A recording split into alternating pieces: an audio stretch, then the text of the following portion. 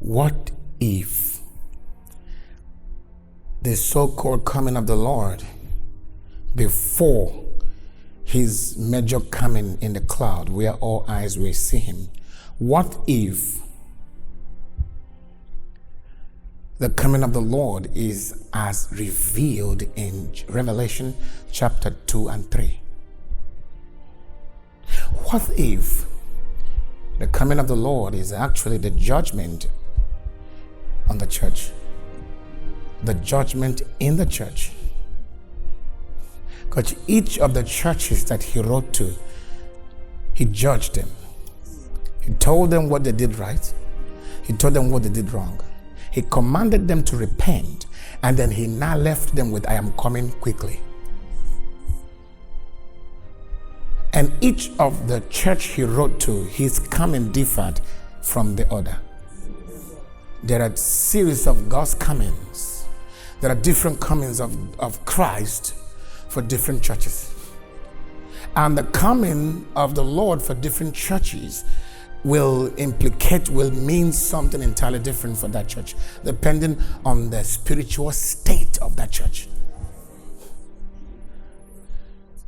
For instance, in this particular congregation, you have the 7 churches. There's some of you who fall under the church in Ephesus, of the church of Ephesus. Some of you are the church in Philadelphia. You have the church of different levels. So we're going to find who you are here. And each of the church has its uniqueness and its judgment and its coming of the Lord, and what the coming of the Lord for that particular church will bring. 1 Peter 4 verse 17. Let's read together. I want to go. For the time is come that judgment must begin at the house of God. At the house of God. So Jesus is coming to judge his church first, before your so-called rapture.